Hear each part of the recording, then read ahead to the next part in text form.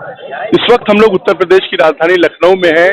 आइए हम लोग सीधे रूबरू होते हैं लोगों से, क्योंकि आज जो है जिस तरह से सर्वोच्च न्यायालय ने खासकर वक्फ संशोधन विधेयक जो बिल था, एक्ट में तब्दील हुआ राष्ट्रपति के हस्ताक्षर के बाद, उसे उस पर आज रोक लगा दी गई है और सरकार से 7 दिनों में कोर्ट ने अपना पक्ष रखने के लिए कहा है। सरकार दस्तावेज जमा कर रही है उसको जस्टिफाई करने के लिए।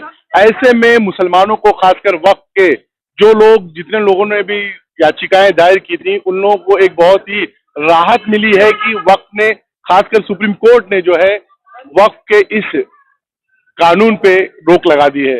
हमारे बीच जो है मुस्लिम समाज के लोग हैं। सर, कैसे देखते हैं आज जो सुप्रीम कोर्ट ने जो है रोक लगाई है, खासकर वक्फ विधेयक के ऊपर या वक्फ संशोधन विधेयक के ऊपर? ये सबसे बड़ा एहसान है अल्लाह का कि एक ईमानदार जज हमारे बीच में आकर एक नेक काम किया उन्होंने, और ऐसा काम किया है कि ऐसा काम किया जो हम सब लोगों के लिए एक फख्र की बात है। हिंदुस्तान में रहकर एक जज साहब इतने बड़े ईमानदार हो बहुत कम मिलते हैं। उनका मैं सलाम करता हूँ, उनका इस्तकबाल करता हूँ और तहे दिल से उनका शुक्रिया अदा करता हूँ कि अल्लाह उनको लंबी उम्र दे ऐसे लोगों को, और उनको बहुत कामयाबी दे, अल्लाह उनको हर तरह से नवाजे। सरकार की आखिर क्या मंशा आप लोगों को नजर आती है कि सरकार जो है, जैसे ही कल जो है जज साहब ने अपने तीखे सवालों से जो है, खासकर जो सरकारी वकील को जो है बहुत सी सुझाव दिए, सरकार तुरंत जो है अपना पक्ष रखने के लिए आ गई और 7 दिन की मोहलत मांगी। मंशा कैसे देखते हैं सरकार की? सरकार की मंशा बहुत गंदी और बहुत, उनके ख्यालात बहुत गंदे, जो मुझे अफसोस है और बड़े अफसोस के साथ ये कहना पड़ रहा है कि हमारे प्रधानमंत्री जी को एक बहुत ईमानदार होना चाहिए जज साहब की तरह से, और उनको एक जो भी फैसला करना चाहिए था ईमानदारी से करना चाहिए था, क्योंकि किसी भी धर्म के साथ जाति करना अच्छी चीज नहीं है। हमारा हिंदुस्तान ऐसा इस बात की इजाजत नहीं देता। और मैं तो ये दुआ करूंगा अल्लाह से कि भाई जिस तरह से जज साहब ने एक अच्छा फैसला किया है, इसी तरह से हमारे प्रधानमंत्री जी का भी मिजाज बदले और वो हम लोगों के साथ ईमानदारी के साथ, हिंदू भाई भी बहुत से ईमानदार हैं और जो जज साहब हैं हमारे, वो कोई मुस्लिम थोड़ी हैं, वो नॉन मुस्लिम होते हुए ईमानदारी बरत रहे हैं। इस बात का सबूत है कि हमारे हिंदुस्तान में ईमान का बोलबाला है और सच्चाई का बोलबाला है, और अल्लाह चाहेगा वो टाइम आएगा हमारे प्रधानमंत्री भी जी इस बात को सोचेंगे और ईमानदारी पे उतर आएंगे। जो सर्वोच्च न्यायालय ने जो है खासकर मुस्लिम वक्फ के जो है तरफ दिया है, अच्छा दिया है, बहुत अच्छा फैसला दिया है, बहुत खुश है हम लोग कि कम से कम न्यायालय ने ये कहा है। और न्यायालय जो है जितना लोकसभा विधानसभा में जो पास हुआ है उस पर न्यायालय ने एतराज भी किया है तमाम पॉइंटों पर, और इसके लिए गवर्नमेंट ने एक हफ्ते का समय मांगा है जवाब देने के लिए, दाखिल करने के लिए। तो न्यायालय तो सही काम कर रहा है, न्यायालय पर पूरा विश्वास है और न्यायालय पर विश्वास रह जाए, न्यायालय से सब काम होना है। न्यायालय जो फैसला करे तो हम बहुत मंजूर। न्यायालय ने कहा, खासकर जो है कल की मुसलमान, खासकर जो लोग पैरवी करने आए हैं वक्त की संपत्तियों की, वो 300 साल के पुरावे या एविडेंस कहाँ से लाएंगे? कैसे देखते हैं आप? हाँ, वो बिल्कुल कहा सही, जो कहा है एकदम से सही कहा है। जज का मतलब यही है, जज से मुझे न्याय की उम्मीद है। जज ने जो कहा इससे हमको न्याय की उम्मीद और बढ़ी है, और इससे हमें ये भी अंदाजा होता है और जो पास हुआ है लागू नहीं होता। सुप्रीम कोर्ट कोई न कोई तरह से इस पर पाबंदी जरूर लगाएगी। ऐसे अदलिया, खासकर ऐसे जजों को, उन्होंने जिस तरह से उनपे आरोप लगा कि इस पीठ में उस जो न्यायाधीश थे, उन न्यायाधीश के पीठों में कोई मुसलमान जज नहीं था, तो ऐसे में जज ने कहा कि हम जो है धर्मनिरपेक्ष है, हम जजों का कोई धर्म नहीं है, हम संविधान से जो है वो करते हैं। कैसे देखते हैं आप? एकदम सही कहा है, जजों का कोई धर्म नहीं होता है, राजाओं का तो कोई धर्म नहीं होता, सरकार का कोई धर्म नहीं होता, सब तो निरपेक्ष और स्वतंत्र होना चाहिए। मोदी जी ने खासकर आप लोगों को कहा कि वक्फ की अगर संपत्ति का सही इस्तेमाल होता तो मुस्लिम समाज के लोग पंचर नहीं बनाते। कैसे देखते हैं? असल में मुस्लिम समाज की हालत तो खराब है ही है, अब इसी पस मंजर में कहा होता पंचर बनाने के लिए, मुस्लिम तो पंचर बनाता है, जो भी बेचारे छोटे मोटे काम करते हैं, जिंदगी बसर करते हैं। अब प्रधानमंत्री तो चाहिए कि मुसलमानों के साथ मिल करके, सारे लोगों के साथ मिलकर मुसलमान को भी साथ में लें, और मुसलमान के कंधे पर बंदूक रखते जो चला रहे मोदी जी, ये अपने लोगों पर चला रहे हैं। मुसलमान का कंधा है, गोली कहीं और चल रही है। तो हिंदू भाइयों को भी सोचना चाहिए कि कम से कम ईमानदारी से बात करें, मुस्लिम हिंदू का कोई पक्ष ना ले, और सरकार तो निष्पक्ष होना चाहिए। तो आज के फैसले को आप वेलकम करते हैं? एकदम स्वागत करते हैं, बहुत स्वागत करते हैं भाई। हमारे बीच और भी लोग हैं, थोड़ा उनसे भी उनकी प्रतिक्रिया लिया जाए। भाई कैसे देखते हैं आज के फैसले को? खासकर जो फैसला आया है बहुत बढ़िया फैसला आया है। जो साहब ने जो भी अभी तक जो फैसले आए हैं वो बहुत अच्छे आए हैं, ईमानदारी वाले। और रही बात जो ये कह रहे हैं कि मुस्लिम जो पंचर, अगर यही सब सही होता तो पंचर क्यों बनाता? अगर गवर्नमेंट को अगर इसी की चिंता है कि मुस्लिम सब पंचर बना रहे हैं तो ये वक्त बिल और ये सब लाने की थोड़ी जरूरत है। मुसलमान के लिए काम करे गवर्नमेंट। भाई मुसलमान तो तब भी बहुत हिंदुस्तान के लिए कर रहा था, अभी भी बहुत कर रहा है। अभी इकोनॉमी का मामला ये है कि जब हमारा पैसा बाहर से आता है तभी तो इकोनॉमी हमारी बढ़ती है। अगर 20 करोड़ मुसलमान है तो 5 करोड़ तो विदेश में मस्कत, कुवैत, दुबई कमा रहे हैं, तो यहाँ डॉलर और रियाल दरहम भेज रहे हैं ना, तो इकोनॉमी मजबूत हो रही है। तो मुसलमान तो मस्त है काम करने में, तो मोदी के साथ सबके साथ है।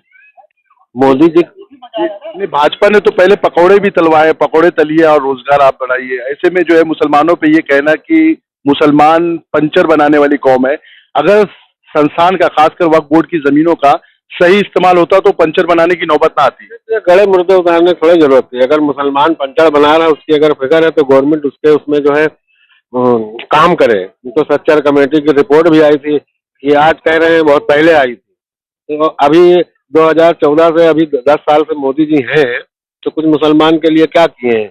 ये तो बस हिंदू मुस्लिम की राजनीति हो रही है। भाई मोदी जी भी जाते हैं, विदेश जाते हैं, अभी ब्रुनेई गए थे, दुबई जाते हैं, सबसे मिलते हैं सिखों से, कैसे वहाँ सब अमन चैन है। तो यहाँ अमन चैन रहना चाहिए बस, और क्या। और जज साहब ने जो कहा है बिल्कुल सही कहा है, कोई जात नहीं होती है जब।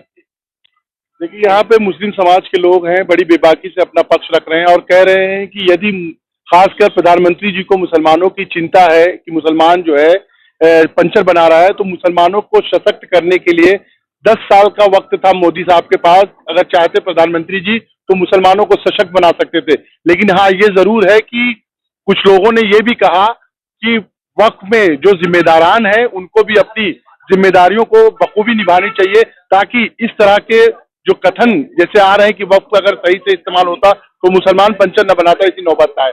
मैं सैयद गुलाम हुसैन, लखनऊ से RSS टाइम्स के लिए। मुस्लिम समाज के गरीब और पसमानदा परिवारों, मुस्लिम महिलाओं, खास करके मुस्लिम विधवाओं को, मुस्लिम बच्चों को उनका हक भी मिलेगा और भविष्य में उनका हक सुरक्षित रहेगा।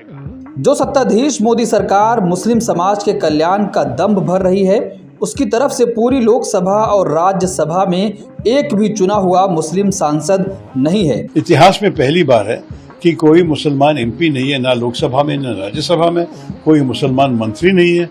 मेरे ख्याल में बहुत गलत बात है जो बीजेपी सरकार ने की है।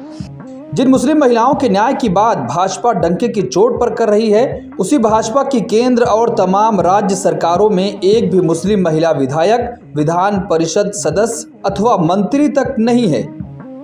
जिस मोदी सरकार के पास संसद के पटल पर वक्फ बिल को पेश करने के लिए एक मुस्लिम सांसद न मिला हो, वो मुसलमानों के उत्थान की बात करें तो ये अपने आप में एक भद्दा मजाक लगता है। याद रखिए, ये वही भाजपा सरकार है जो बिल्किस बानो के बलात्कारियों को संस्कारी बताते हुए गुजरात में रिहा कर देती है। यही वो मोदी की भाजपा है जिसके व्हाट्सएप यूनिवर्सिटी के जहर के जन्मदाता अमित मालवीय द्वारा शाहीन बाग में प्रदर्शनकारी मुस्लिम महिलाओं को 500 रुपए में प्रोटेस्ट करने वाला बोल तंज कसा जाता है। यही वो भाजपा है जो कर्नाटक में अपने शासनकाल के दौरान हिजाबी मुस्लिम बच्चियों को कॉलेज में इतना परेशान करती है कि वो अपनी शिक्षा बीच में ही रोकने पर मजबूर हो जाती हैं। उन्हीं मुस्लिम छात्राओं ने इसी भाजपा सरकार के खिलाफ अपनी शिक्षा और हिजाब के लिए सुप्रीम कोर्ट तक संघर्ष किया है। एक तरफ मोदी सरकार मुसलमानों के उत्थान की बातें, दूसरी तरफ गृह मंत्री अमित शाह हर चुनाव में धमकाने वाले अंदाज में बोलते हैं कि वो कभी भी मुसलमानों को आरक्षण का लाभ नहीं लेने देंगे। आप मुझे बताओ, आप मुस्लिम आरक्षण के लिए सहमत हो क्या? अरे जोर से बोलो, सहमत हो क्या? आप चिंता मत करो, भाजपा का एक भी विधायक है तब तक मुसलमानों को आरक्षण हम नहीं मिलने देंगे। अब आप खुद फैसला करिए, जो भाजपा एक तरफ मुसलमानों के खिलाफ नफरती राजनीति का कोई मौका नहीं जाने देती, वो भला वक्फ के मुद्दे पर मुस्लिम हितैषी कैसे हो सकती है। टिप्पणियां निकल कर के सामने आई और वक्फ बाय यूजर को लेकर के जो तमाम संदेह थे और कहीं ना कहीं सरकार के 2 प्रोविजंस पर 7 दिन की रोक, किस तरीके से देखते हैं सर इसको? देखिए, सुप्रीम कोर्ट ने इंटरिम रिलीफ दिया। हमारी पार्टी का और all India Muslim personal law board का ये स्टैंड रहा है कि ये पूरा कानून काला कानून है, ये अनकॉन्स्टिट्यूशनल है। इसलिए अनकॉन्स्टिट्यूशनल है ये कि फंडामेंटल राइट्स को वायलेट करता है, चाहे आर्टिकल 14 हो, 15 हो, 25 और 26 और 29 हो। तो ये जो इंटरिम ऑर्डर है, इससे हटकर हम इसको कॉशियसली देखते हैं। क्यों देखते हैं? क्योंकि इसमें करीब 45-48 अमेंडमेंट्स हैं। एक अमेंडमेंट ऐसा है कि अभी जब हम बात कर रहे हैं, लिमिटेशन एक्ट अप्लाई हो रहा है, तो जितने लोग लैंड ग्रैबर्स हैं या एंक्रोचर्स हैं वो मालिक बन रहे हैं। और फिर वक्फ इवैक्यू प्रॉपर्टीज जो है वो ख़ास तौर से देश में पूरी जगह पर और पंजाब हरियाणा में बहुत है, वो अब गवर्नमेंट कस्टोडियन में चले जाएंगे, तो वक्फ बोर्ड से हम उसको लूज कर रहे हैं। तीसरा यह है कि सेक्शन 2 में जो ट्रस्ट एक्ट है, जो सुप्रीम कोर्ट ने जजमेंट में कहा था कि वो वक्फ की प्रॉपर्टी है, गवर्नमेंट ने सेक्शन 2 के जरिए पूरे ट्रस्ट को निकाल दिया वक्फ से। और इसका पहला फायदा होगा देश के सबसे बड़े दौलतमंद आदमी को, जिसने खोजा ऑर्फनेज पर अपना घर तामीर किया था, जिसका केस अभी सुप्रीम कोर्ट से है, तो सेक्शन 2 से उसको फायदा होगा। पूरे जो वक्फ जो ट्रस्ट है उसको ट्रस्ट है बोल के वक्फ से निकल जाएंगे। चौथा ये है कि ये 5 साल का प्रोविजन है। कौन तय करेगा कि 5 साल से प्रैक्टिसिंग मुसलमान है? और अगर कोई महिला होगी तो उसका कौन तय करेगा? और जब वो 5 साल तक मुसलमान के वक्फ को नहीं दे सकेगी, दूसरे धर्म को दे सकेगी, तो ये तो नुकसानदेह है। फिर गवर्नमेंट ऑफ इंडिया ऐसे रूल्स बनाएगी जिससे वक्फ कमजोर होगा, वो फेडरलिज्म का भी वायलेशन होगा। कलेक्टर आज भी किसी मुतवल्ली को ऑर्डर दे सकता है कि भैया आप इस तरह का काम करो जो उस मुतवल्ली और उसके वाकिफ के खिलाफ होगा। अगर नहीं सुनेगा तो जेल को जाएगा। तो इसमें ऐसे कई प्रोविजंस है, सेक्शंस हैं जो वक्फ बोर्ड को खत्म कर रहे हैं। तो एक लीगल बैटल तो हमारी कंटिन्यू रहेगी, हमारा प्रोटेस्ट भी कंटिन्यू रहेगा, क्योंकि सवाल सिर्फ पूरे लॉ के खिलाफ हम लोग हैं जो अनकॉन्स्टिट्यूशनल है और ब्लैक लॉ है, जो वक्फ को बचाने के लिए नहीं लाया गया है, जो वक्फ को लूटने के लिए, वक्फ को बर्बाद करने के लिए, छीनने के लिए लाया गया है। माननीय उच्चतम न्यायालय ने यह भी कहा कि ज्यादा पिटिशंस आई हैं उनको कहीं ना कहीं वो एक तरीके से दिखाई देती हैं, एक ही बात पिटिशन में आती है, तो कुछ पिटिशंस को सुनने की बात कही गई है। 5 ठीक है, सुप्रीम कोर्ट ने कहा है 5 पिटिशन सुनी जाएंगी, बहुत अच्छा है। हम तो यही चाहेंगे कि ऑनरेबल सुप्रीम कोर्ट इसको जल्द से जल्द सुने, क्योंकि इसमें ऐसे कई सेक्शंस हैं जिससे वक्फ को ख़त्म किया जा रहा है। और हम उम्मीद करते हैं कि सुप्रीम कोर्ट इस पर सुनवाई करेगा और एक कंटिन्यूस बेसिस पर फ्यूचर में सुनवाई होगी। सर, वक्फ कानून के लागू होने के बाद देखा कि देश के कई हिस्सों में हिंसक प्रदर्शन हुए, पश्चिम बंगाल से ज्यादातर तस्वीरें देखिए हिंसा जो हो रही है हम उसका कंडेम करते हैं, चाहे वो एक हिंदू धर्म के बाप बेटे का मॉब लिंचिंग हो या फिर एक मुसलमान की पुलिस फायरिंग में मौत हो। मगर सरकार ने यह कानून क्यों लाया? आपने इस तरह का कानून बनाकर भारत के सोशल फैब्रिक को वीक कर दिया। आपने इस तरह का कानून बनाकर भारत की जनता को पैगाम दिया कि हिंदू धर्म के एंडोमेंट बोर्ड, बौद्ध धर्म के, जैन धर्म के, सिखों के गुरुद्वारा प्रबंधक कमेटी के लिए कानून होगा और मुसलमानों के लिए अलग कानून होगा। ये आपने किया ना काम, सरकार ने किया काम कि आपने बताया, ये नफरत की मिसाल आपने, डिस्क्रिमिनेशन की मिसाल आपने कायम की है। हम तो कह रहे थे पार्लियामेंट के अंदर जॉइंट वर्किंग कमेटी में, हमने टाइसन नोट भी दिया। ये तो सरकार की जिम्मेदारी है। सरकार की इस गलत फैसले की वजह से आप टारगेट कर रहे हैं मुसलमानों के ईमान को, मुसलमानों की मस्जिदों को, दरगाहों को, इमाम बाड़ों को। और अब कैसे उम्मीद करेंगे कि कोई गयूर मुसलमान आपके सामने सर झुका देगा, आपके कानून को एक्सेप्ट कर लेगा, जो कॉन्स्टिट्यूशन के खिलाफ है, फ्रीडम ऑफ रिलीजन के खिलाफ है, आर्टिकल 26 का ग्रेव वायलेशन है। कल सीजे पर चिंता व्यक्त की थी जिस तरीके से हिंसा हो रही थी सर, और कहीं ना कहीं अब आगे किस राह पर देखते हैं इस कानून? देखिए, हम वायलेंस के खिलाफ थे, हैं और रहेंगे, मगर प्रोटेस्ट हमारा अधिकार है। हम जनता के दरमियान में जाएंगे, अपनी बात को रखेंगे, प्रोटेस्ट होगा। All India Muslim personal law board ने जो प्रोटेस्ट का प्रोग्राम बनाया, हम उसकी सपोर्ट करते आए, सपोर्ट करेंगे। ह्यूमन चेन का उन्होंने ऐलान किया, एक डेट को ह्यूमन चेन होगी, एक तारीख के दिन कोई डेट अनाउंस होगा जिसमें 10 मिनट के लिए लाइट बंद होगी। महिलाओं का प्रोटेस्ट होगा। प्रोटेस्ट तो डेमोक्रेसी की रूह है भाई, वरना अगर प्रोटेस्ट नहीं होगा तो फिर डिक्टेटरशिप रह जाएगी, फिर जमहूरियत कहाँ रहेगी, लोकतंत्र कहाँ रहेगा। प्रोटेस्ट पीसफुल होना चाहिए और पीसफुल होगा इंशाल्लाह। मुझे बहुत ही खुशी है इस बात की कि हमारी सुप्रीम कोर्ट ने आज जो है वक्फ बोर्ड की इस पिटीशन पर उनके ये समझ में आ गया बिल्कुल अच्छी तरह से कि जो हमारी डिमांड है, जिन प्रोविजंस पर हम लोग ऑब्जेक्शन ले रहे हैं, वो उनको समझ में आ गया कि बीजेपी जो है इसकी आड़ में अपना सांप्रदायिक एजेंडा जो है पूरा कर रही है, नफरत का काम बीजेपी कर रही है। और अभी बिल पास हुआ नहीं, कुछ चीजें बाकी रह गई थी। उसके पहले ही उत्तराखंड में, उत्तर प्रदेश में कई जगहों पे मदरसों को बंद करना, कहीं प्रॉपर्टीज को तोड़कर वहां दीवार खड़ी कर देना, कहीं एक नफरत का पैगाम शुरू कर देना है, ये शुरू कर दिया था। लेकिन बहुत अच्छी बात है कि बीजेपी की सुप्रीम कोर्ट ने इन सारी चीजों को देखते हुए एक स्टे दिया है। हमें पूरी उम्मीद है कि ये स्टे जो दिया गया है, इसके बाद जब इस पर बहस होगी तो जो चीजें जो है, ये हमारी जो अनकॉन्स्टिट्यूशनल, जो इन्होंने एक सत्ता के उसमें घमंड में सत्ता के मेजॉरिटी होने की वजह से इन्होंने जो पास कर दिया है, मैं समझता हूं कि ये हमें सुप्रीम कोर्ट से इसमें राहत मिलेगी। और जो जुल्म ज्यादती मुसलमानों के साथ ये सरकार करने जा रही है, जो इसके इरादे नेक नहीं हैं, ये मुसलमानों की प्रॉपर्टीज को कब्जा करना, मस्जिदों को, मदरसों को, कब्रिस्तानों पर कब्जा करना, ये उनकी नीयत है। मैं समझता हूँ कि हमारी आदरणीय सुप्रीम कोर्ट इस पे अच्छा डिसीजन लेगी और मुसलमानों को के साथ जो जुल्म ज्यादती हो रही है उसमें जरूर मुसलमानों को राहत मिलेगी। हमें बहुत खुशी है, आज पूरा समाज खुश है सुप्रीम कोर्ट के इस जजमेंट से कि उन्होंने एक टेम्परेरी जो है स्टे दिया है। लेकिन हमें उम्मीद है कि ये फैसला इंसाफ की बुनियाद पर होगा और जो हमारे साथ ये जुल्म ज्यादती बीजेपी मेजॉरिटी के बेस पर कर रही है, उनका एजेंडा खारिज होगा और देश में आपसी भाईचारगी बढ़ेगी। बहुत बहुत शुक्रिया। देखिए, माननीय उच्चतम न्यायालय ने जो आज अंतरिम रिलीफ दिया है उसके लिए माननीय उच्चतम न्यायालय का बहुत शुक्रिया। और वो सारे पॉइंट जो हमने पिटीशन में रखे थे, जो हमने पार्लियामेंट में उठाए थे, उसको ज्यादातर को माननीय उच्चतम न्यायालय ने संज्ञान लिया, कंसीडर किया। और आज जो रिलीफ है वो ये दर्शाती है कि ये कानून कहीं ना कहीं संविधान के खिलाफ बना है। जो अमेंडमेंट्स हैं उसमें कई सारे पॉइंट ऐसे हैं जो पूरी तरह से संविधान को मटिया मेट करने वाले थे। माननीय उच्चतम न्यायालय ने संज्ञान लिया और मुझे पूरा विश्वास है कि यह संविधान की जीत है, यह किसी पक्ष की जीत नहीं है, संविधान की जीत है।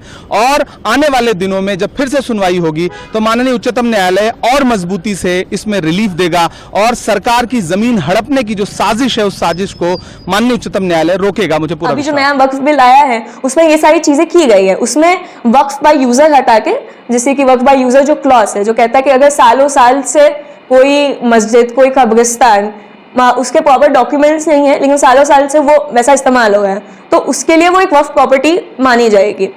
लेकिन अब ये जो नया लॉ आया है वो हटा देता है, तो फिर क्या होता है? ये काशी, मथुरा, अजमेर और संभल जैसे मसले खड़ा करने के लिए, मंदिर और मस्जिद का मसला खड़ा करने के लिए फिर से ये लोग एक ज़मीन तैयार करें। और ये लोग बाज़ाब्ता चाहते हैं कि आम आवाम को मंदिर, मस्जिद और ये नफरत की आग में डाल दिया जाए ताकि वो अपने असली मुद्दे, बेरोजगारी, गरीबी, शिक्षा और स्वास्थ्य के मुद्दे पे एकजुट ना हो जाए और अपने असली दुश्मन जो कि हुक्मरान है उसको पहचान ना पाए।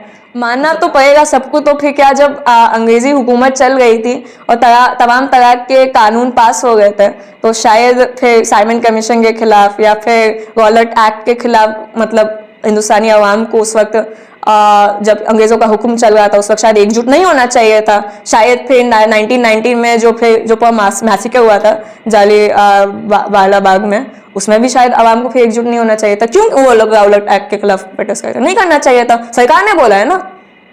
जुल्म के खिलाफ तो लोग एकजुट होंगे, और जुल्म के खिलाफ लोग एकजुट बिल्कुल बाकायदा एक सेकुलर ग्राउंड पे होना चाहिए। ये बात मैं सच मानती हूँ कि जो भी चीज गलत हो गई है समाज में, जो फिका परस्त फासीवाद, ये भाजपा और आरएसएस, ये लोग जो पूरी सही साजिशें कर रहे हैं आवाम को बांटने की, उसके खिलाफ बिल्कुल आवाम की एकजुटता उनके असली मसलों पे वही इनको पीछे ढकेलने का काम कर सकती है। चैनल के साथ जुड़ने के लिए सब्सक्राइब करें और बेल नोटिफिकेशन दबाना ना भूलें।